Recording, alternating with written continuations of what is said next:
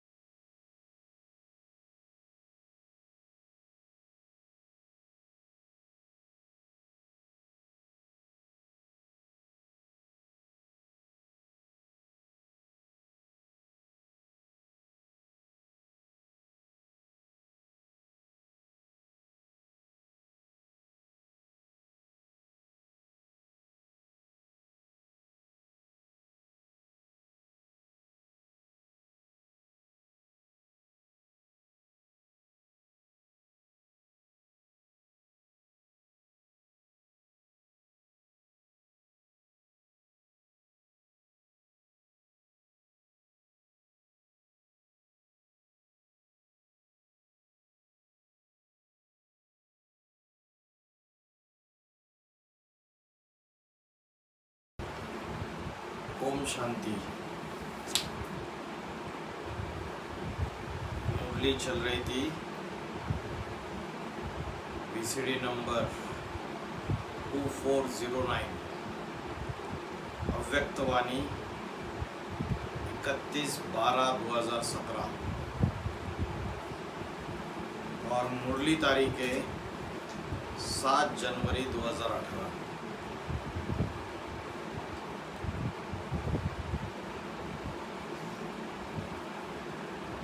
कल बात चल रही थी, जो राज्य करना है पहले अपने पर करना है, अपनी इंद्रियों पर राज्य करना है। इंद्रियों में भी सबसे बड़ी इंद्रिया है मन।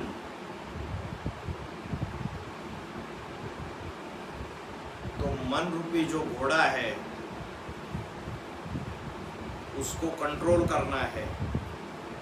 जिनका मन वश में हो जाता है उनका गायन है, मन जीते सो जगत जीत। तो उनका दूसरों पर तो राज्य रहता ही है। दूसरों माना सभी धर्मों वालों पर राज्य करेंगे, तुमको कोई भी हरा ही नहीं सकता। जन्म जन्मांतर वह तो प्रसिद्ध हो रहे। अभी संगम युग में मन के ऊपर राज्य करेंगे, तो ब्रॉड ड्रामा में जो दूसरे दूसरे धर्म वाले हैं उनके ऊपर राज्य करेंगे, सभी धर्मों वालों के ऊपर राज्य करेंगे। तो तुमको कोई हरा ही नहीं सकता। जन्म जन्मांतर जो बड़े बड़े राजाएं हुए, महाराणा प्रताप, पृथ्वीराज चौहान, छत्रपति शिवाजी महाराज, संभाजी महाराज, राणा सांगा, ये ऐसे बड़े बड़े राजाएं हुए कि उनको कोई हरा ही नहीं सका। हाँ, धोखे से, छल छिद्र कपट से हराया होगा। तो कारण क्या? तो कारण क्या है? उन्होंने सबसे ज़्यादा आत्मिक स्थिति धारण की संगम युग में, अपने मन रूपी घोड़े को कंट्रोल में कर लिया। तो बाबा ने बोला कि ब्राह्मणों की संगम युगी दुनिया में भी वह ग्रुप प्रसिद्ध हो रहा है, जैसा उनका मुखिया प्रसिद्ध हो रहा है, जैसा बाप वैसे बच्चे भी प्रसिद्ध होने हैं। बाबा ने क्या बोला? वो ग्रुप प्रसिद्ध हो रहा है, उनका मुखिया प्रसिद्ध हो रहा है, जैसा बाप वैसे बच्चे भी प्रसिद्ध होने हैं। क्या प्रसिद्धि?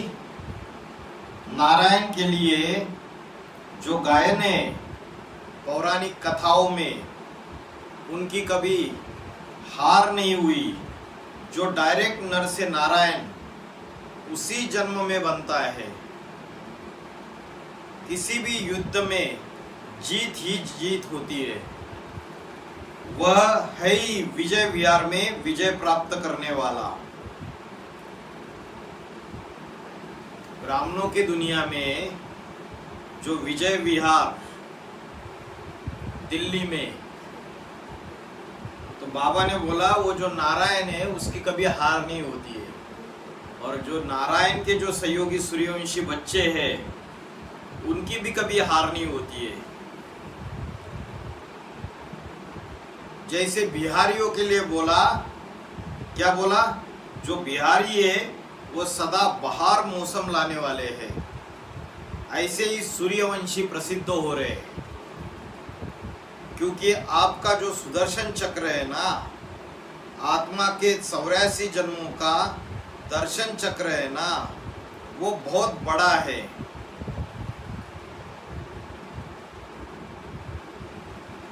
आप सूर्यवंशी आत्माओं ने ही ब्रॉड ड्रामा में 84 जन्म लिए, पूरे 84 जन्म। बाकी विधर्मियों ने उनके कुछ साल कम हो गए, पूरे 84 जन्म नहीं कहेंगे। तो और धर्म वालों ने 84 जन्म पूरे नहीं लिए। 84 का जो चक्र है आपके लिए गाया हुआ है। और धर्म वाले कम जन्म लेते हैं तो कम सुख भोगते हैं। और जो बाबा के बच्चे हैं तो कितना सुख भोगते हैं? बाबा ने बोला पौना हिस्सा सुख और पाव हिस्सा, 1/4 हिस्सा दुख। 84 जन्म में पौना हिस्सा कितना हो गया? 63 जन्म। और जो अष्टदेव के लिए बोला, क्या बोला? कितने जन्म सुखी रहते हैं? 82-83 जन्म भी सुखी रहते हैं। अंत में जब 84वां जन्म आता है, तब जब ये अष्टदेव बच्चे अंतिम जन्म में बहुत दुखी हो जाते हैं, तो उनका दुख देखकर बाप भी इस सृष्टि पर शिव बाप को आना पड़ता है। तो बोला और धर्म वाले कम जन्म लेते तो कम सुख भोगते हैं। आप पूरे चक्र में चक्र लगाने वाले सुदर्शन चक्रधारी हो, वैष्णव वंशी हो, इसलिए आप पूरा सुख भोगते हो। 16 कला संपूर्ण ही नहीं, कलातीत सुख भोगते हैं। तो आपका सुदर्शन चक्र भी बहुत बड़ा है। और सब प्रश्न इसी विषय पर है। दुनिया में जितने भी प्रश्न खड़े होते हैं वह कौन से विषय पर है? मैं आत्मा क्या हूँ?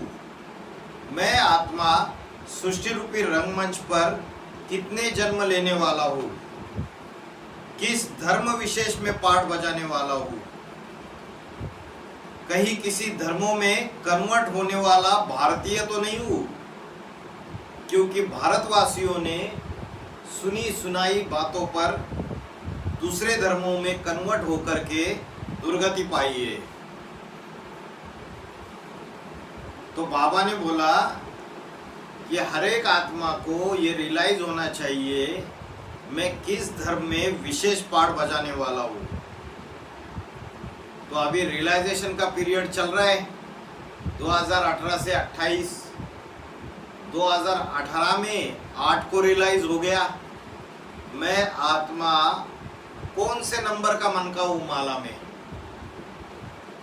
मेरा इस सृष्टि रूपी रंगमंच पर क्या विशेष पार्ट है। वैसे ही 108 आत्माओं का रियलाइजेशन पीरियड कब तक है 2028। तो बाबा ने बोला ये भी रियलाइज होना चाहिए कि मैं किस धर्म विशेष में पाठ बजाने वाला हूँ। अगर कन्वर्ट होते हैं तो गीता में क्या कहा है, स्वधर्मे निधनम श्रेया पर धर्मो भयावहा। अपने धर्म में मर जाना अच्छी बात है लेकिन पर धर्म स्वीकार नहीं करना चाहिए। संभाजी राजा आंखें निकाली है ना, सारी उंगलियां एक एक करके काट दी, नाखून निकाले, इतनी यातनाएं दी, यहाँ तक कि चमड़ी भी निकाली, बहुत सारी यातनाएं दी। बोला मुसलमान धर्म में कन्वर्ट हो जाओ, लेकिन टस से मस नहीं हुए। जितनी संगम युग में आत्मिक स्थिति ज्यादा धारण की है तो आने वाली जो बड़ी बड़ी परीक्षाएं उसमें पास हो जाएंगे। तो बाबा ने बोला स्वधर्मे निधनम श्रेय पर धर्मो भयावह। ये बात ब्राह्मणों की दुनिया में भी लागू होती है। ब्राह्मणों की दुनिया में भी जो विधर्मी है वो गर्दन पे तलवार रखकर कन्वर्ट होने के लिए बोलेंगे। माया बेटी अपनी सबऑर्डिनेट बहनों के थ्रू कहती है ना कि अरे उनका ग्रुप छोड़ दो, नहीं तो तुम्हारी क्लासेस बंद कर दूंगी, नहीं तो तुम्हारी सेवाएं बंद कर देंगी। तो जोर जबरदस्ती कन्वर्ट करने का शूटिंग कर रही है नहीं कर रही है? कर रही है।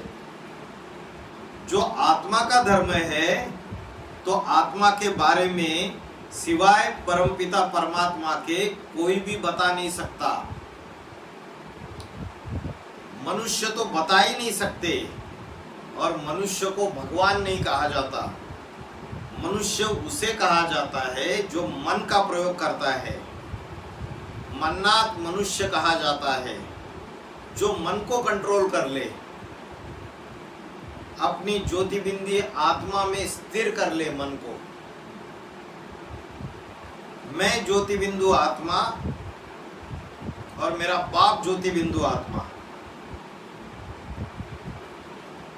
तो उसे मनुष्य नहीं कहा जाएगा, उसे भगवान कहा जाएगा। वो भगवान हो गया बस, बाकी कोई संकल्प नहीं है। मैं आत्मा ज्योतिबिंदु और मेरा बाप ज्योतिबिंदु। लेकिन सन्यासी लोग क्या करते हैं, नील में चले जाते हैं, है ना। आत्मा की स्मृति रहती है सन्यासियों को? नहीं रहती है। तो ब्राह्मणों की दुनिया में ऐसे सन्यासी होंगे या नहीं होंगे जो नील में जाते हैं? तो बाबा ने बोला भगवान को संकल्प विकल्प चलाने की दरकार ही नहीं है। भगवान तो संकल्प विकल्पों से परे, वह तो त्रिकालदर्शी है। उसे संकल्प विकल्प चलाने की क्या दरकार? तो हमें अगर चेक करना है कि अगर हम भगवान के कितने नजदीक आए तो चेक कर सकते हैं नहीं कर सकते? उसको तो संकल्प विकल्प चलते ही नहीं है। तो जो जितना नजदीक होगा उसके संकल्प विकल्प ज्यादा चलेंगे या कम चलेंगे? या कम चलेंगे ना। और जो जितना दूर होगा, हाँ जी, जो जितना दूर होगा उसके संकल्प विकल्प ज्यादा चलेंगे, क्योंकि भगवान के तो संकल्प विकल्प चलते नहीं है।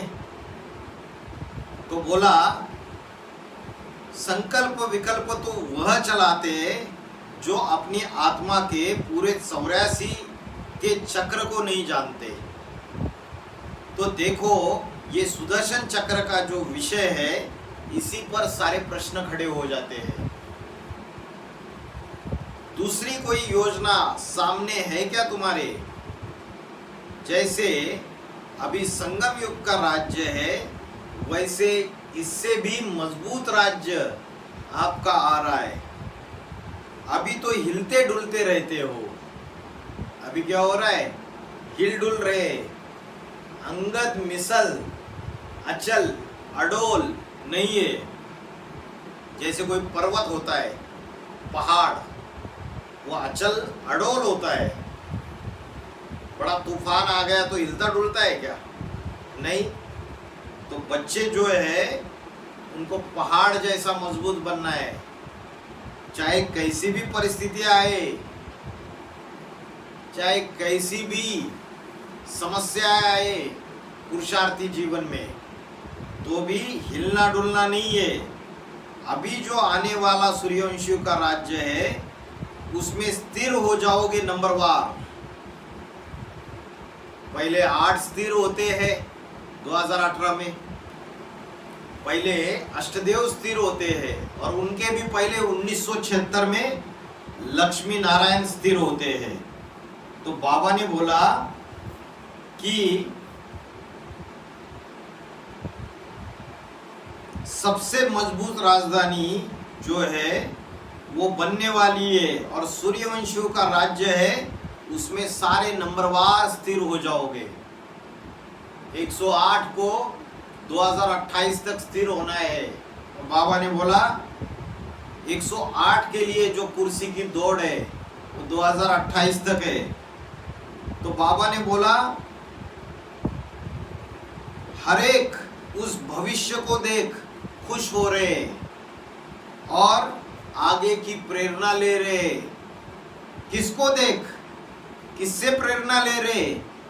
जिसका राज्य इस सृष्टि रूपी रंगमंच पर सबसे मजबूत राज्य है, उससे प्रेरणा ले रहे। सबसे मजबूत राजधानी जो सारे विश्व में विख्यात है, सूर्यवंशियों की राजधानी। अभी जो राजधानी है बाहर की दुनिया में, वो विख्यात राजधानी है या हिलडुलने वाली राजधानी है? स्थिरियम राजधानी है या हिलने डुलने वाली राजधानी है? 5 साल शासन चलता है, वो भी चलता है नहीं चलता है कोई गारंटी नहीं प्रजातंत्र सरकार में। और ज़्यादा चल भी गया तो भी कैसी सरकार बनती है? मिली जुली सरकार बनती है। कोलिशन, क्या बोलते हैं उसको?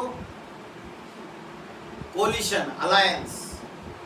2-3 पार्टियां, 4 पार्टियां, 5 पार्टियां इकट्ठा मिलकर सरकार बनाती है और सब आपस में लड़ाई झगड़ा करते हैं। तो बाबा ने बोला कि आगे चल के ऐसी मजबूत राजधानी, जो राजधानी सारे विश्व में विख्यात है, सारे विश्व की हर धर्म की आत्मा उस राजधानी में लगभग समान रूप से रही पड़ी है। हिंदू भी है, मुसलमान भी है, क्रिश्चियन भी है, बौद्धी भी है, और सहयोगी धर्म वाले तो है ही है। दुनिया का एक ऐसा शहर है जिस शहर में जो राजधानी है सभी धर्म के लोग समान रूप से रहे हुए। कौन सा शहर है? कौन सा शहर है? दिल्ली। और सभी धर्म वालों ने उस शहर में मनमानी तरीके से राज्य किया। खून की नदियां भी बहाई है। दिल्ली में कोई सेंटर बना होगा, है ना? और उस सेंटर में संकल्पों की, खून की नदियां बहती होगी या नहीं बहती होगी? बहती होगी एक दूसरे के प्रति। तो राजाएं जो है, वो राजाओं ने राजाई कैसे गवाई दी? बाबा ने बोला राजाएं ने आपस में मुड़ फटोल करके राजाई गवा दी। तो सभी धर्म वालों ने उस शहर में मनमानी तरीके से राज्य किया और खून की नदियां भी बहाई है, लेकिन उनका राज्य मजबूत राज्य नहीं रहा। आपका तो राज्य सबसे मजबूत राजधानी आ रही है। जो स्वर्णिम संगम युग आएगा 2028 के बाद, वो मजबूत राजधानी होगी। हर एक उसके भविष्य को देख, मजबूत राजधानी के भविष्य को देख, मजबूत राजधानी के राजा के भविष्य को देख। जो विश्व पिता कहा जाता है, सब कोई खुश हो जाता है। सारी दुनिया में हर आत्मा को खुश होना है। और आज की प्रेरणा हर मनुष्य आत्मा लेगी और ले रही है। बाप दादा भी बच्चों को देखकर खुश है। बाप दादा भी बच्चों को देखकर खुश है, समझते बहुत कुछ मिल गया। कौन से बच्चों को देखकर खुश है? बाप दादा। बाप दादा भी खुश है। भी क्यों लगा दिया? भी इसलिए लगा दिया कि बोलने वाली आत्मा, दादा लेखराज ब्रह्मा की आत्मा तो खुश है जितना समझती है, और जितना समझ चुकी है उतना तो खुश है ही। इसलिए से पहले से ही बोल दिया कि दिल्ली में राजधानी स्थापन हो रही है। और जब बाप दादा बोल रहे थे दिल्ली में राजधानी स्थापन हो रही है, तो उधर जो सीनियर भाई बहन थे वो क्या कर रहे थे? बाबा का जो माइक ले रहे थे और बोल रहे थे, बाबा आप माउंट आबू में हो, दिल्ली में नहीं हो। उनको लग रहा है कि है ना, बाबा तो बीमार है, उनको तो याद ही नहीं है कहाँ बैठे, तो इसलिए बोल रहे बाबा आप तो माउंट आबू में हो। क्योंकि ईर्ष्या है ना, जो माउंट आबू में बैठे हुए सीनियर भाई बहन है। बाबा ने बोला दिल्ली में राजधानी स्थापन हो रही है, तो हिलते हैं।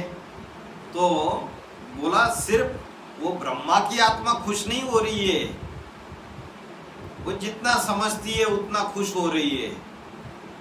सबको वहां जाना पड़ेगा, तुम बच्चों को। उस राजधानी में सब बच्चों को जाना पड़ेगा। ये बाप दादा कौन है जो खुश हो रहे? वो बाप है, आत्माओं का बाप शिव। और जो आत्माओं का बाप शिव जिस आदम बच्चे में प्रवेश करता है, वो सभी मनुष्य मात्र का बाप है, धर्म पिताओं का भी बाप है, ग्रेट ग्रेट ग्रैंडफादर कहा जाता है। तो ये जो राजधानी मजबूत बनेगी 28 के बाद, धीरे धीरे, पहले सबको दिखाई नहीं देगी। पहले यहाँ के 4, रुद्रमाला के, विजयमाला के 4 या 8 की राजधानी बनेगी। फिर उसके बाद यहाँ के 4 और वहाँ के 4, धीरे धीरे होगा सब कुछ। लेकिन राजधानी बनने से पहले दिल्ली में कुछ लफड़ा होगा या नहीं होगा? क्या लफड़ा होगा? बाबा ने बोला दिल्ली ही कब्रिस्तान बनेगी और फिर दिल्ली ही परिस्तान बनेगी। और कब्र में क्या रहते? मुर्दे रहते, मुर्दे। और मुर्दे जो है वो मुर्दे है जो अनिश्चय रूपी मौत मर गए। बाबा गुप्त होने के बाद 2028 तक ब्राह्मणों की दुनिया में अंधकार बढ़ता चला जाएगा और नंबरवार ब्राह्मण बच्चे दुर्गति में जाते जाएंगे और नंबरवार अनिश्चय बुद्धि मौत मारे जाएंगे। माता जी समझ रहा है? तो टिकना है ना। 2030 तक गांठ बांध लो, चाहे कुछ भी हो जाए, चाहे कितना भी बड़ा पहाड़ जैसी समस्या है, कितना भी बड़ा विघ्न है, चाहे कितनी भी परीक्षा है, हिलना नहीं है। समझ में आया? तो बाबा ने बोला कि दिल्ली ही कब्रिस्तान बनेगी और दिल्ली ही परिस्तान बनेगी। ब्राह्मणों की दुनिया में भी जो दिल्ली वासी है स्थापनाकारी, उनकी यह हालत होगी, कब्रिस्तान बनेंगे और फिर परिस्तान बनेगा। और बाहर की जो स्थूल दुनिया है उसमें भी दिल्ली कब्रिस्तान बनेगी। भूकंप आएगा, हिंदू मुस्लिम सिविल वार्स होंगे। और जो बोला कौन सा डैम? नंगल का, नांगल का जो डैम है, बाबा ने बोला वो फटेगा तो सारी दिल्ली बोड़म बोड़ हो जाएगी। तो क्या भाग जाए दिल्ली से? जो अभी दिल्ली में बैठे वो डर के भाग जाए क्या? अरे बाबा के बच्चों का तो बाल भी बाका नहीं होगा। अगर आत्मिक स्थिति में होंगे योग युक्त अवस्था होगी तो बाबा की छत्र छाया हर बच्चे के ऊपर होगी। तो बाबा ने बोला सबको वहां जाना पड़ेगा, तुम बच्चों को उस राजधानी में। तो ब्रह्मा बाबा भी खुश हो रहे और जो आदम है प्रजापिता, जो मनुष्य सृष्टि का बाप, वो भी खुश हो रहा है, क्योंकि इस बाप से सारी मनुष्य सृष्टि को मुक्ति और जीवन मुक्ति का वर्षा लेना है। यह भेद का वर्षा भेद के बाप से मिलता है और दो ही भेद के बाप है इस मनुष्य सृष्टि में। एक मनुष्य का बाप एडम आदम और दूसरा निराकार बिंदु बिंदु आत्माओं का बाप शिव। निराकार ज्ञान सागर का अकूट ज्ञान का भंडार अभी नंबरवार मिल रहा है सभी को और भविष्य में भी मिलना है। ओम शांति। आगे बाबा ने बोला अभी देखो वाणी कब चल रही है, 31 दिसंबर 2017 और बाबा ने क्लैरिफिकेशन कब दिया, 7 जनवरी 2018। और ब्राह्मणों की दुनिया में क्या परिस्थिति चल रही है, जनवरी 2018 सारी दुनिया में न्यूज़पेपर से, सोशल मीडिया से, इंटरनेट से बाबा की पूरी ग्लानि चल रही है। गंदी गंदी बातें बाबा के बारे में, आध्यात्मिक विश्वविद्यालय के बारे में फैल रही है। तो बाबा ने क्या बोला देखो, अभी टर्न महाराष्ट्र जोन का है। क्या बोला, टर्न किसका है, महाराष्ट्र जोन का है।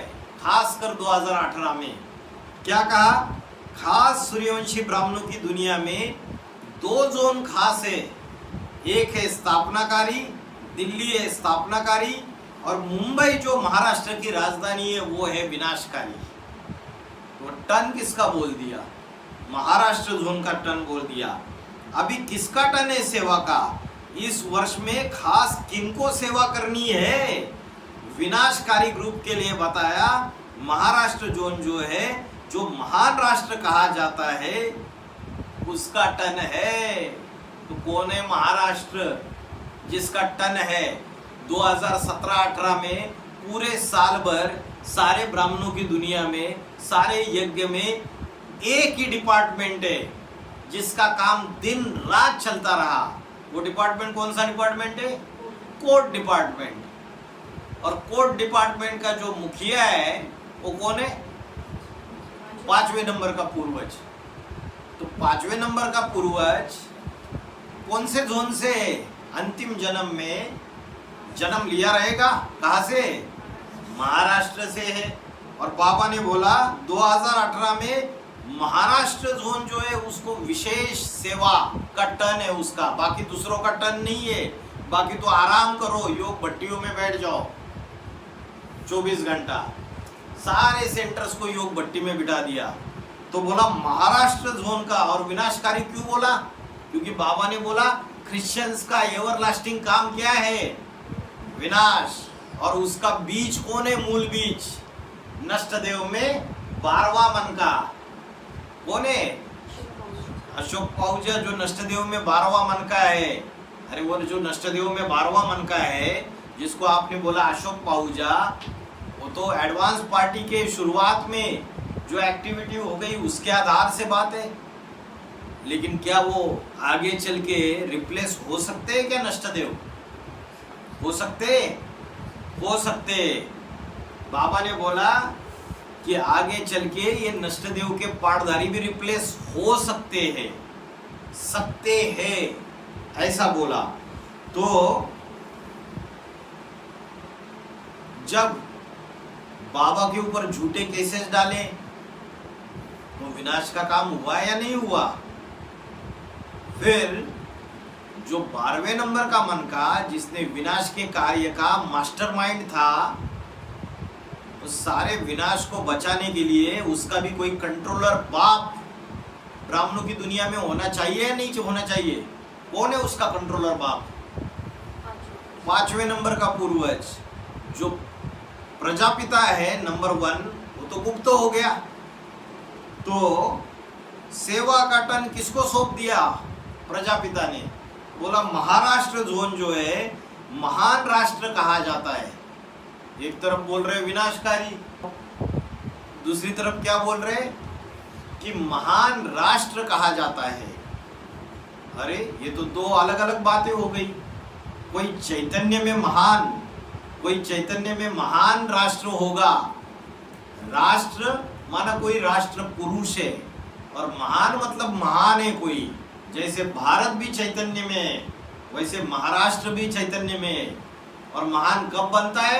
जब संगम युग में ऐसा पुरुषार्थ करके दिखाता है तब वो महाराष्ट्र बनता है। तो बोला सेवा का टन महाराष्ट्र जोन का है। इस वर्ष में खास किनको सेवा करनी है? विनाशकारी ग्रुप के लिए बताया महाराष्ट्र जोन महान राष्ट्र कहा जाता है। अभी विनाश कल्याणकारी है या अकल्याणकारी है? कल्याणकारी है। और कोई बोला अरे बंबई तो विनाशकारी है। अरे बंबई से तो ज्ञान के बड़े बड़े बम फटते हैं। और जब ज्ञान के बड़े बड़े बम फटेंगे ना, गीता का भगवान कृष्ण नहीं, शिव शंकर भोलेनाथ है, भगवान सर्वव्यापी नहीं है, तो सारी दुनिया में आवाज फैलेगी। तो ये विनाश जो है, ये बड़े बड़े जो बम फटेंगे, ये विनाश कल्याणकारी है या नहीं है? अभी हंसी आ रही है। जब विनाश के बम फटेंगे तो मीडिया वाले पीछे पड़ेंगे, दुनिया वाले पीछे पड़ेंगे और चारों तरफ से बोलेंगे ये आध्यात्मिक विश्वविद्यालय वाले, इनको पकड़ो, ये झूठी झूठी बातें फैलाते, ये मठपंथ साधु सन्यासी, ये अपने को जो श्री श्री 1008 श्री श्री 108 कहने वाले, इनकी गद्दियां जब हिलेगी तो तुम्हारे पीछे हाथ धो के पड़ जाएंगे, हजारों केसेस दाखिल कर देंगे तुम्हारे खिलाफ। तो अभी क्या लग रहा है? अभी लग रहा है कि विनाश की बात हंसी में ले रहे। अरे विनाश कल्याणकारी है। तो बाबा ने बोला महादेव की नगरी है, हर हर बम बम की बंबई। महाराष्ट्र की राजधानी मुंबई, राजधानी, राजधानी माना राजा की धारणा शक्ति। जैसे भारत की राजधानी दिल्ली, तो बाबा ने दिल्ली कोई चैतन्य है ना, कोई चैतन्य में है। कौन है दिल्ली? कौन है दिल्ली? चैतन्य में दिल्ली कौन है पता नहीं? अच्छा, जगदम्बा है दिल्ली, जिसने बाप का दिल दे लिया, ले लिया। एक है पुरानी दिल्ली और एक है नई दिल्ली। पुरानी दिल्ली कौन है? अरे पुरानी दिल्ली है जगदम्बा, और नई दिल्ली कौन है? छोटी माँ। तो बोला महाराष्ट्र की राजधानी है मुंबई, तो जरूर चैतन्य में कोई मुंबई होगी, जो राजा की धारणा शक्ति, जो महाराष्ट्र, जो क्रिश्चियन धर्म का 5वें नंबर का पूर्वज है, उस 5वें नंबर के पूर्वज का जो ग्रुप है उसमें कोई राजा की धारणा शक्ति भी होगी। मुंबई है ना, मुंबई में कौन सी देवी है पता है? मुंबा देवी है। तो बोला है मुंबई वालों का भी सेवा का टन है। किसका किसका बताया? महाराष्ट्र का और मुंबई का। अभी बोलो, आगे देखो, मजा देखो। तीसरा नाम बताया आंध्रा का भी टर्न है। आंध्रा माना अंधेरे, अंधे, अंधे की औलाद कैसे होंगे? अंधे होंगे। तो ब्राह्मणों के संगम युगी दुनिया की कहानी है। विषय सागर को हो, विषय वैतरणी नदी को हो, उसको पार करने के लिए अंधे ने लंगड़े का सहारा ले लिया। अभी एडवांस पार्टी की बीज रूपी ब्राह्मणों की दुनिया में कोई आंध्रा भी होगा और कोई महाराष्ट्र भी होगा। लंगड़े ने अंधे का सहारा लिया, एग्रीमेंट हो गया दोनों का। क्या एग्रीमेंट हुआ?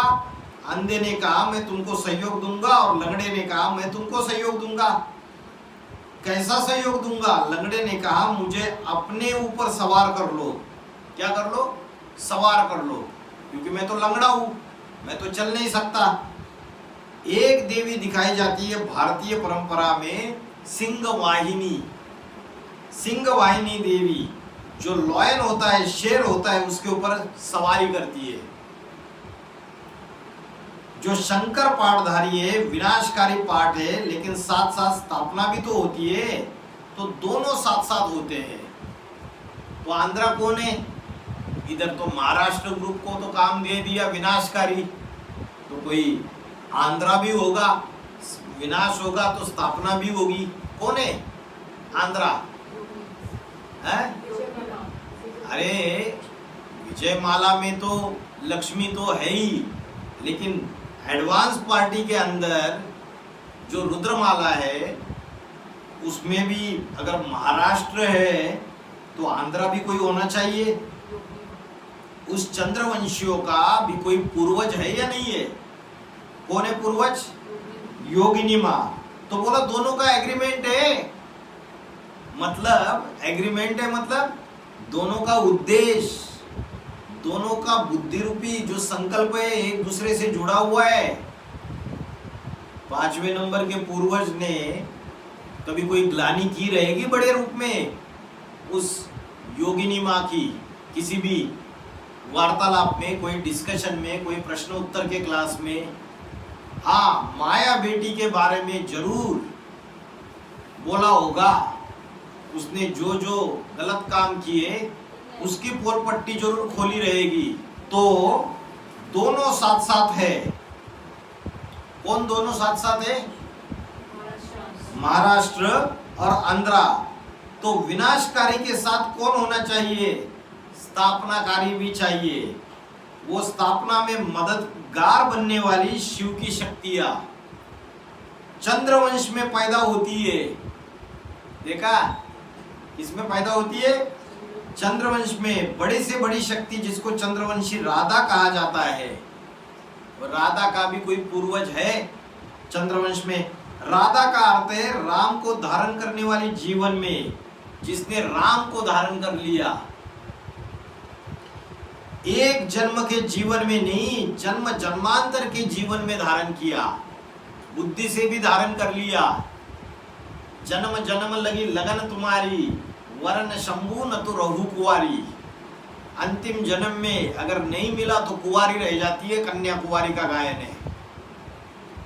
तो कोई भी आत्मा इस सृष्टि रूपी रंगमंच पर नहीं है जो जन्म जन्मांतर शंकर को वरण कर पाए। कोई भी आत्मा नहीं है इस सृष्टि रूपी रंगमंच पर जो जन्म जन्मांतर शंकर को वरण करे। राधा को हो, पार्वती को हो, अंधी है ना, चंद्रवंश में जन्म लेती है ना। चंद्रमा तो अंधियारा अंधरा भी बन जाता है, कलाएं बढ़ते बढ़ते उजाला भी बन जाता है। तो चंद्रमा जब अंधा हो जाता है, उस अंधे की बच्ची, जो अंधा हो जाता है चंद्रमा, उसकी बच्ची सदा सोजरे की बच्ची नहीं। तो बोला 2018 में दो का टर्न है। एक महाराष्ट्र जोन का टर्न है, विशेष सेवा का कार्य है उनका, और दूसरा आंध्रा का भी टर्न है। विनाश होगा तो साथ साथ स्थापना भी होगी। तो सबको योग भट्टियों में बिठाया ना, योग भट्टियों में बिठाया तो वाइब्रेशन, वायुमंडल अच्छा होगा, आत्मा शक्तिशाली होगी, तो स्थापना भी होगी। तो बोला गायन ही है, अंधे की औलाद अंधे, उनमें ज्ञान आता ही नहीं, क्योंकि वो अंधा ज्ञान चंद्रमा, कृष्ण चंद्र की आत्मा ज्ञान के मर्म को समझती नहीं, बच्चा बुद्धि होने के कारण। लेकिन है इनोसेंट। बच्चा तो महात्मा होता है ना, और महात्मा बच्चा बड़ा प्यारा होता है, माताओं को तो बहुत प्यारा लगता है। तो कृष्ण का नाम लेते ही माताएं न्योछावर हो जाती है। उसको जन्म देने वाला जो बाप है वो कलातीत है, वो सूर्य है, और जो चंद्रमा है वो सूर्य से भी रोशनी लेता है। यहाँ बेहद का चैतन्य ज्ञान चंद्रमा है और बेहद का ज्ञान सूर्य है। सृष्टि रूपी रंगमंच पर। वो वेद का ज्ञान सूर्य जो है वो महान राष्ट्र को धारण करता है, महान राष्ट्र को धारण करता है। वेद का ज्ञान सूर्य धारण करता है मतलब उसके बुद्धि में धारण करता है, क्योंकि शंकर का कार्य विनाश करना, बहुत पावरफुल आत्मा ही ये कार्य कर सकती है। और जब दिखाते कार्तिकेय ने जब तारकासुर का वध किया तो बहुत लंबी लड़ाई चली, और जब तारकासुर का फाइनली वध किया तो कैसे वध किया पता है? शिव शंकर भोलेनाथ ने अपने बुद्धि रूपी हाथ में किसको उठा लिया? कार्तिकेय को उठा लिया। कार्तिकेय छोटा सा, तारकासुर ने, राक्षस ने बड़ा आकार धारण कर लिया, तो शिव शंकर भोलेनाथ ने बड़ा आकार धारण करके अपने हाथ में कार्तिकेय को उठा लिया, और कार्तिकेय ने ऐसा वार कर लिया कि तारकासुर का विनाश हो गया, तारकासुर का अंत हो गया। तो ये बुद्धि रूपी हाथ में धारण करने की बात है। तो 5वें नंबर का पूर्वज जब 2018 में सेनापति बन के लड़ाई लड़ता है तो उसको बाप की छत्रछाया थी या नहीं थी? छत्रछाया थी। तो बोला वेद का ज्ञान सूर्य जो है वो महान राष्ट्र को धारण करता है। जैसे आज की दुनिया में अमेरिका महाशक्ति माना जाता है, महान राष्ट्र समझते हैं, सबसे शक्तिशाली, ऐसे ही जो आने वाली नई दुनिया है उस दुनिया में वो महान राष्ट्रधारी होगा। बाकी राष्ट्र जो है वो महान नहीं कहे जाएंगे, राष्ट्र तो होंगे छोटे बड़े, लेकिन वह महान राष्ट्र है,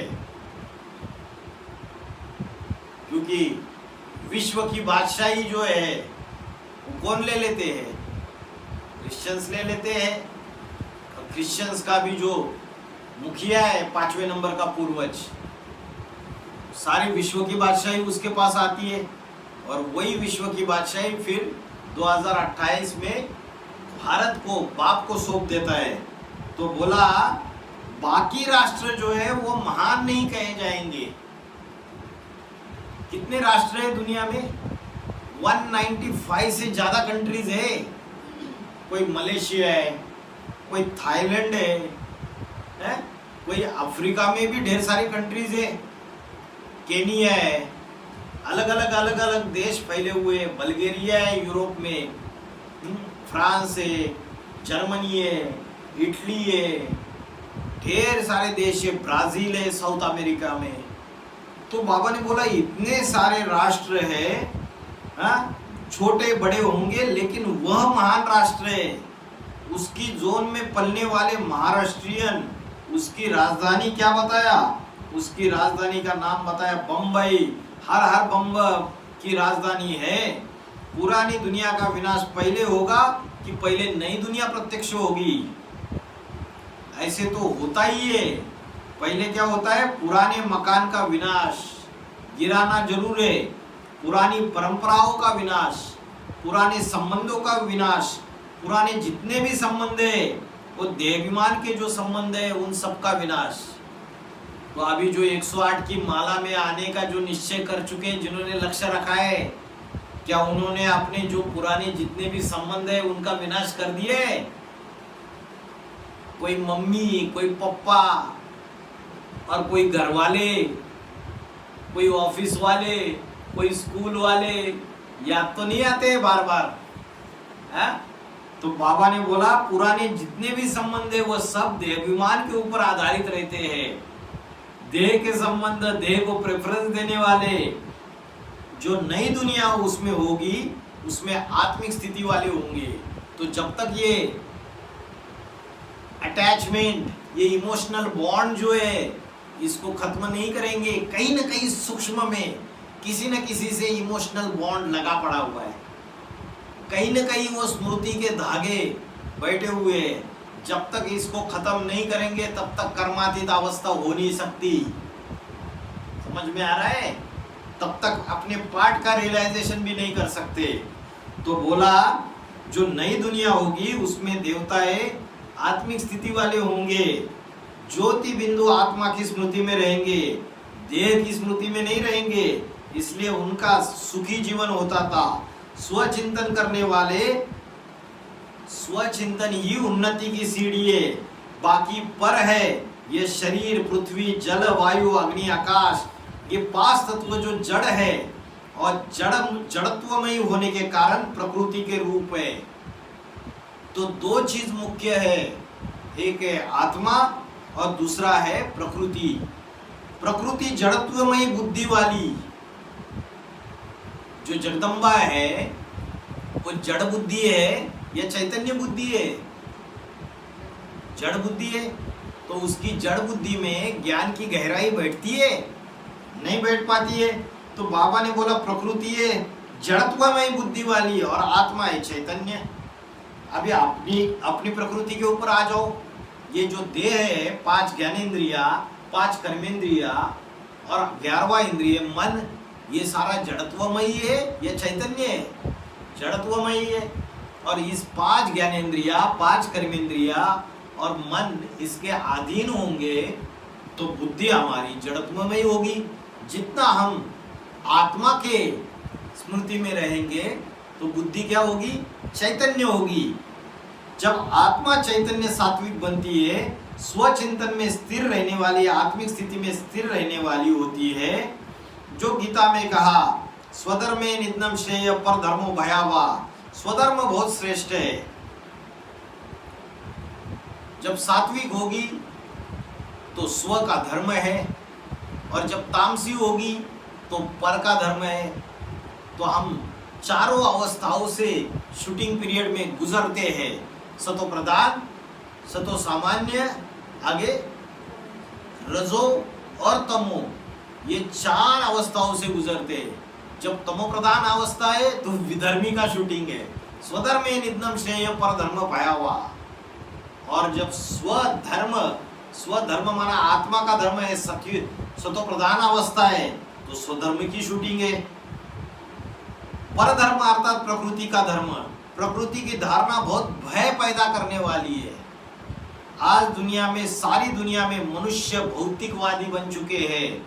5 भूतों का आलोडन कर रहे, विश्लेषण कर रहे, बड़े बड़े वैज्ञानिक बन रहे, बड़े बड़े डॉक्टर बन रहे। डॉक्टर के बल से इस दुनिया में बीमारियां खत्म हो रही है या नई नई बीमारियां बढ़ती जा रही है? क्या हो रहा है? अभी समस्याएं बढ़ती चली जा रही है। और न वैज्ञानिकों के बल पर इस दुनिया में सुख शांति बढ़ी है। वैज्ञानिकों का जो बल है, साइंस है, इससे सुख शांति बढ़ रही है या कम हो रही है? कम हो रही है। सब अशांत हो रहे, सब दुखी हो रहे। छोटे छोटे बच्चे जो है, ये मोबाइल, इंटरनेट, ये social media, Instagram, WhatsApp, Facebook, YouTube, Snapchat, इन सब से बुद्धि भ्रष्ट हो रही है, श्रेष्ठ बन रही है? भ्रष्ट बन रही है। तो बाहर की दुनिया में भी अशांति और हमारे आत्मा के अंदर भी अशांत हो रहे, सब दुखी हो रहे। क्या होने वाला है? इतनी एटॉमिक एनर्जी तैयार हो रही है। द्वितीय विश्व युद्ध में छोटी छोटी 20 मेगावाट की बम्बियों का विस्फोट हुआ था। उस समय कितना हाहाकार हुआ था विश्व में। उस समय के घायल आज भी हॉस्पिटल में पड़े हुए हाय हाय कर रहे। ये हाय हाय देखी नहीं जाती। अभी तो हजारों वाट के एटम बम बने पड़े हुए, एक देश में नहीं, अनेक देशों में। परंतु किसी में ताकत नहीं है, वैज्ञानिकों में इतना आत्मविश्वास नहीं है कि अपनी बनाई हुई रचना एटम बम का विस्फोट कर सके। अभी पाकिस्तान धमकी दे रहा है, वॉर छिड़ चुकी है, 2-3 दिन हो गए, और पाकिस्तान ने बठिंडा, पंजाब, अमृतसर, उस साइड, गुजरात का कुछ एरिया, राजस्थान का कुछ एरिया, जम्मू, सभी जगह उनके जो क्या बोलते वायुसेना है, उन्होंने पूरी तरीके से आक्रमण किए। और जो भारत के जो वायुसेना का डिफेंस सिस्टम है, उन्होंने सारे के सारे उनके आक्रमण को वापस लौटा दिया, कोई नुकसान नहीं हुआ। तो वैसे ही ब्राह्मणों की दुनिया में जो वायुसेना वाले होंगे, उनकी अवस्था ऊंची उड़ान में रहने वाले आत्मिक स्थिति वाले होंगे। अगर कोई माया, कोई भूत प्रेत, कोई निगेटिव वो आएंगे आक्रमण करने के लिए, तो उसको वो उधर ही डिफेंस करके उसका विनाश कर देंगे या नहीं कर देंगे? कर देंगे। तो वायुसेना को भी पावरफुल बनना है। तो अभी ये जो इतनी एटॉमिक एनर्जी तैयार हुई है, लेकिन किसी के अंदर ताकत नहीं उसका विस्फोट कर सकते, क्योंकि जानते हैं हम विस्फोट करेंगे तो दूसरे राष्ट्र भी विस्फोट करेंगे और विश्व युद्ध छिड़ जाएगा। और विश्व युद्ध आने पर जब सभी एटॉमिक एनर्जी से विश्व युद्ध में कूद पड़ेंगे, ये सारी दुनिया भस्म हो जाएगी और हम भी भस्म हो जाएंगे। आत्मविश्वास सबका डगमगा रहा है। इस सृष्टि रूपी रंगमंच पर ऐसी आत्मा चाहिए जिसके आत्मविश्वास को कोई डिगा ना सके। तो ये बाहर की दुनिया के भी एटम बम है और ब्राह्मणों की दुनिया के भी एटम बम है। सबके पास सबकी पोल पट्टी भरी हुई है ना। तो ये एटम बम फटेंगे तो सब हिल जाएंगे। एक ने फोड़ा तो दूसरा बोलेगा मैं भी फोड़ूंगा, तो सारी विश्व युद्ध ही छिड़ जाएगी। समझ में आ रहा है? तो इस सृष्टि रूपी रंगमंच पर ऐसी आत्माएं चाहिए जिसका आत्मविश्वास को कोई डिगा न सके। भारतीय पुराणों में, भारतीय परंपराओं में गाया हुआ है, एक ही मनुष्य मात्र है जो सृष्टि विनाश हो जाती है लेकिन उसका विनाश नहीं होता है। महाकाल गाया हुआ है। महाकाल का मंदिर है, कालों का काल है, उसको कोई काल नहीं खा सकता। महाकाल का विनाश होता है तो वह भी महाकाल, वो जो महाविनाश होता है तो भी वह जिंदा रहता है। अभी शरीर का विनाश नहीं होता है या उसके सूक्ष्म शरीर का कभी विनाश नहीं होता है, वो कभी खलास नहीं होता है। बाकी दूसरे सभी के सूक्ष्म शरीर चाहे थोड़े समय के लिए चाहे ज़्यादा समय के लिए विनाश हो जाएंगे, लेकिन उसका सूक्ष्म शरीर कभी खलास नहीं होता। और बाबा ने बोला है शंकर का जो सूक्ष्म शरीर है राम वाली आत्मा का, वही उसका मुकर्रर रथ है। जब हम बोलते हैं कि उसका कभी विनाश नहीं होता है, गाय ने शंकर का कोई माता पिता नहीं, उसका कोई जन्म देने वाला नहीं, उसकी कभी मृत्यु नहीं होती है। महामृत्यु भले हो जाए लेकिन उसकी मृत्यु नहीं होती है। एक ही शख्सियत है संसार में जिसका शरीर ही नष्ट नहीं होगा, और उसी को कहा गया है अव्यक्त मूर्ति ना। अव्यक्त मूर्ति है, मूर्त तो है, अमूर्त नहीं है। मूर्त माना साकार तो है, निराकार नहीं है। माना शरीरधारी तो है, लेकिन उसके शरीर में जो यादगार दिखाई गई है कि इंद्रिया दिखाई नहीं देती है।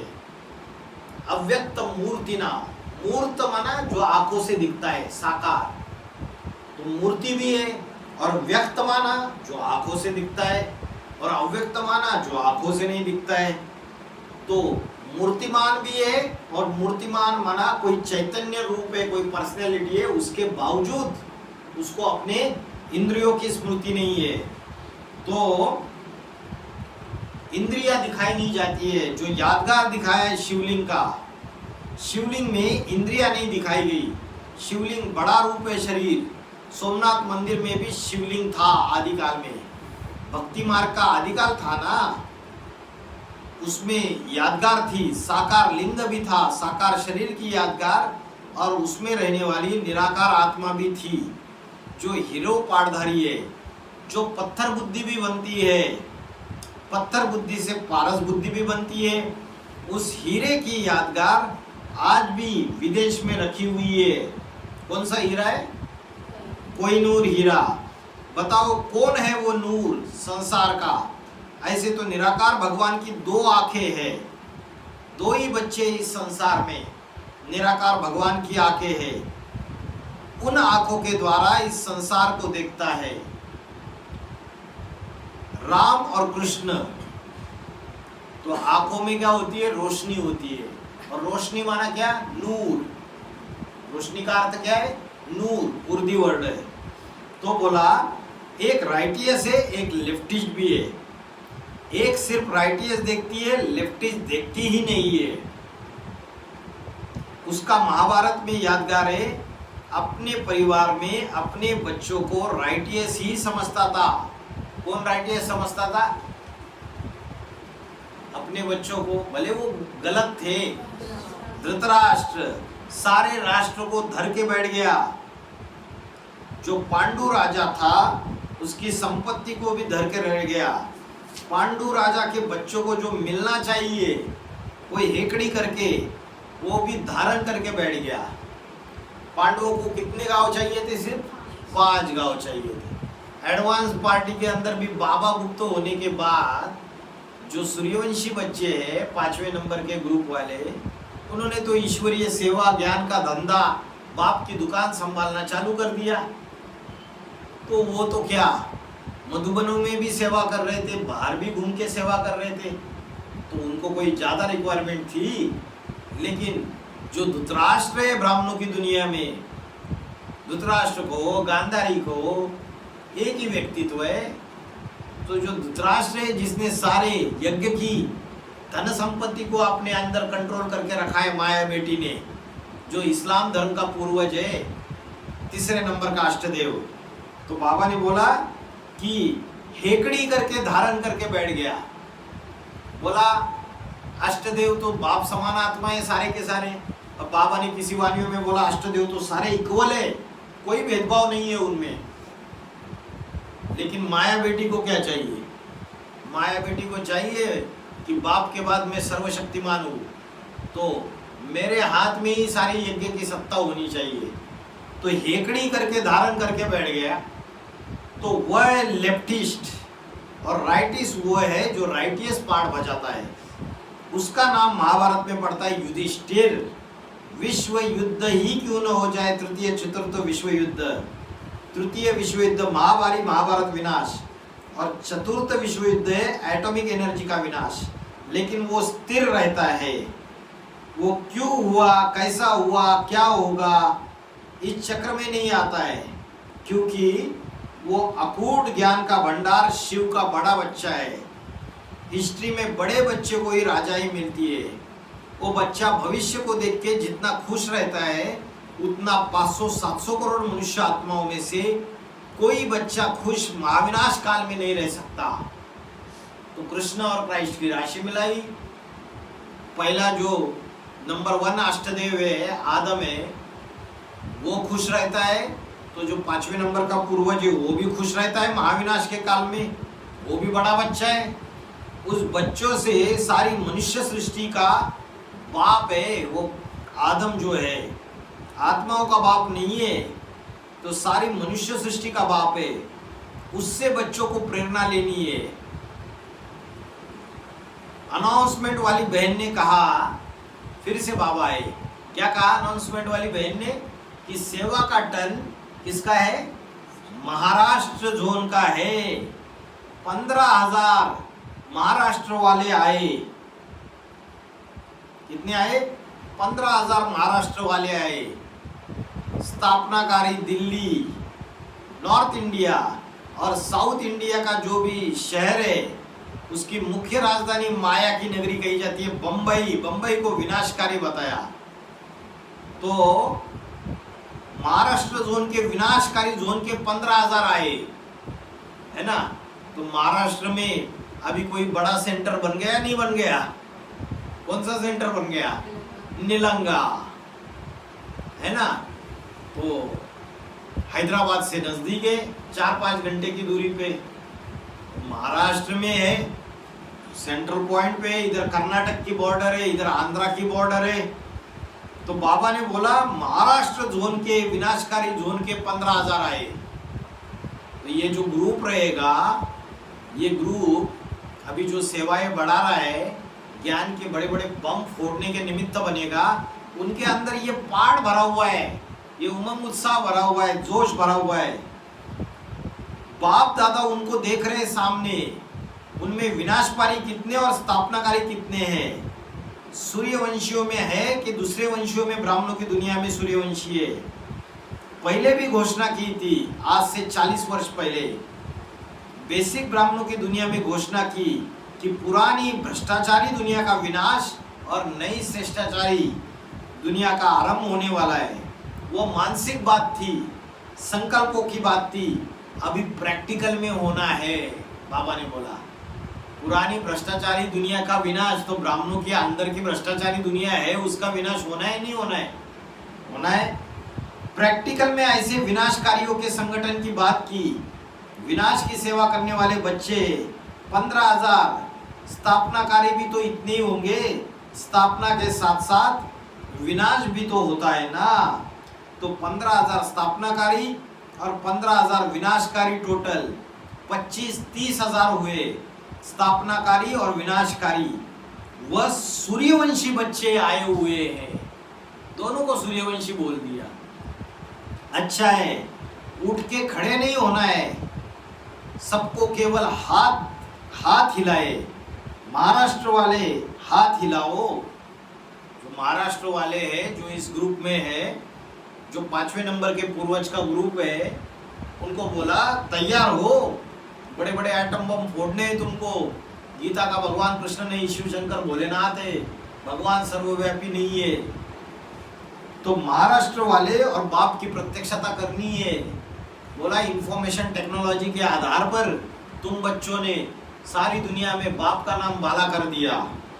तो बोला महाराष्ट्र वाले हाथ हिलाओ। क्यों केवल महाराष्ट्र वाले क्यों हाथ हिलाए? उन्हीं को वो सेवा का कार्य करना है, ब्राह्मणों की दुनिया में विनाश का कार्य। दिल्ली वालों को नहीं करना है। स्थापना करनी है दिल्ली, स्थापनाकारी मुंबई, स्थापनाकारी है दिल्ली और मुंबई है विनाशकारी। सभी उमंग उत्साह में है महाराष्ट्र वाले। महाराष्ट्र, मुंबई और तेलंगाना। अभी तेलंगाना की बात भी आ गई। आंध्रा की बात तो आ ही गई थी, अभी तेलंगाना की बात आई। कौन सा अंगना? जिनके अंगना में तेल भरा हुआ है। आज की दुनिया में जो साहूकार देश है बड़े बड़े, उन देशों में कौन सी ऊर्जा ज्यादा भरी हुई है? तेल, घी नहीं। घी तो घृत याद को कहा जाता है, तो उनके अंदर याद की ऊर्जा नहीं है, तेल है। जो बाप को पहचानते हैं और पहचान करके उस साकार में निराकार को याद करते हैं। तो तेलंगाना की बात चल रही है। तो क्या बोला? जो बाप को पहचानते हैं और पहचान करके उस साकार में निराकार को याद करते हैं, वो घृत पीते हैं। बाकी जो साकार को भी नहीं पहचानते, तो साकार की जीवन कहानी को भी पहचानेंगे कैसे? तुलसीदास ने लिखा है, क्या लिखा है?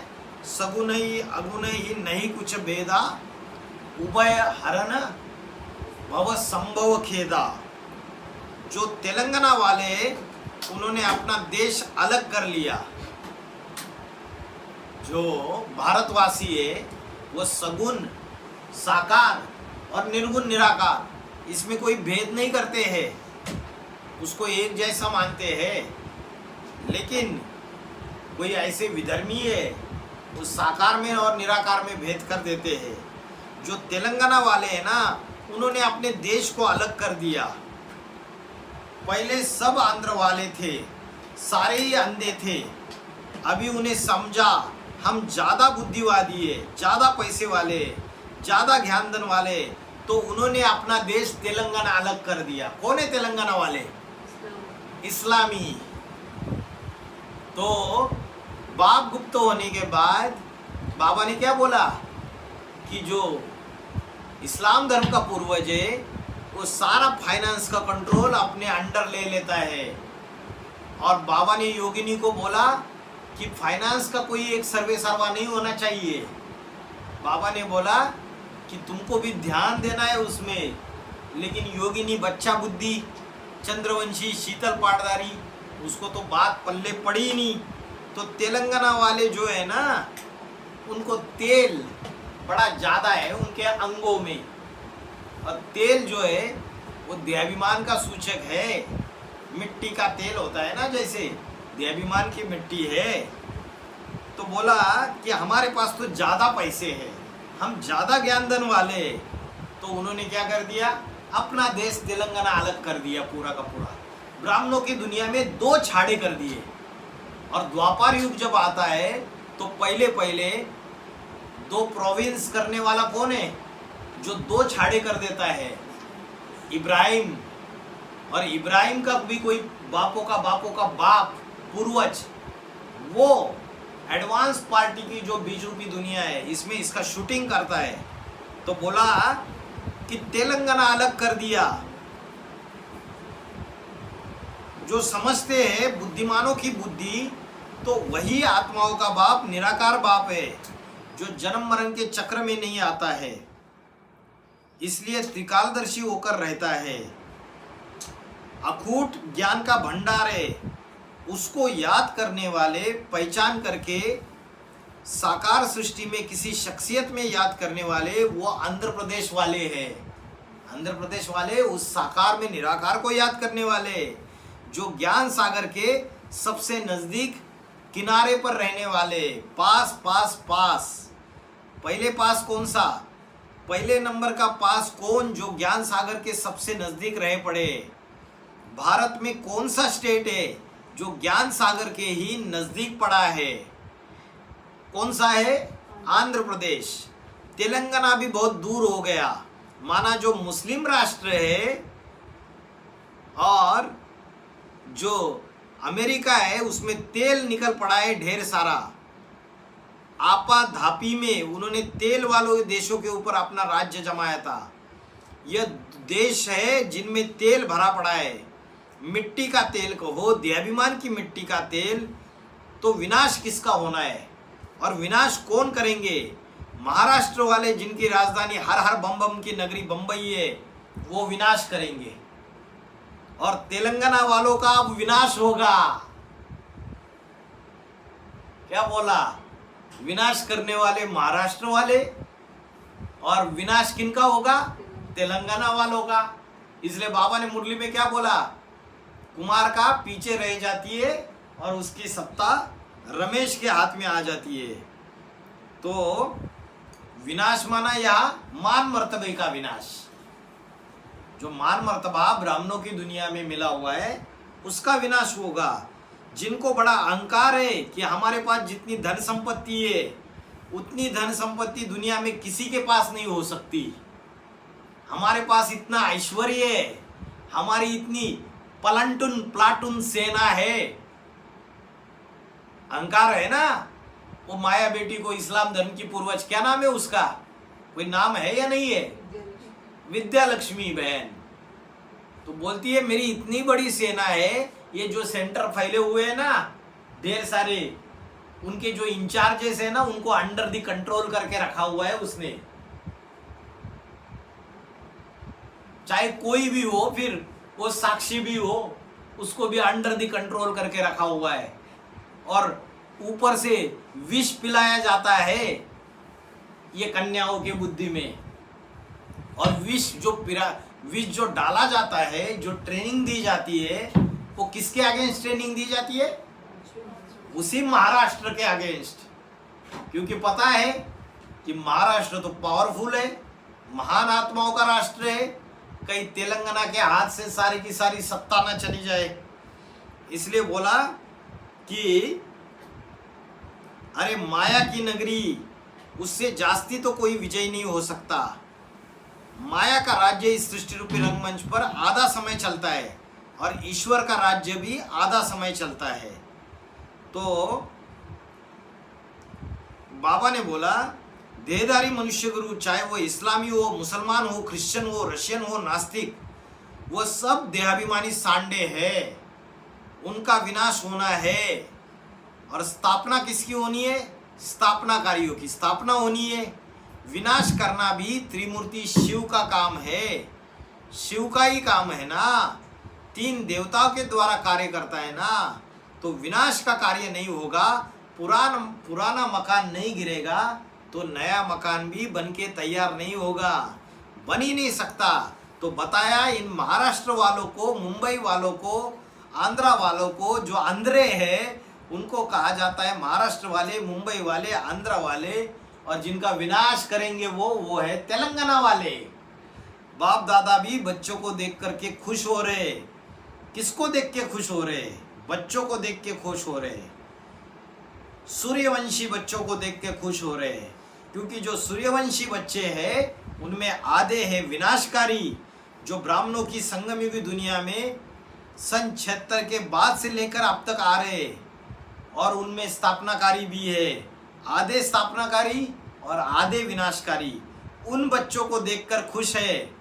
भैया ये क्या बात है कि जो विनाशकारी है उनको देखकर भी खुश है। जो बाप ने सेवा दी है वो सेवा करने वाले हैं। हर एक बच्चा पुरुषार्थ करके अपना या बाप का नाम प्रसिद्ध कर रहे। क्या नाम किस आधार पर प्रसिद्ध होता है? नाम होता है प्रसिद्ध काम के आधार पर। जैसा नाम वैसा काम। ओम शांति।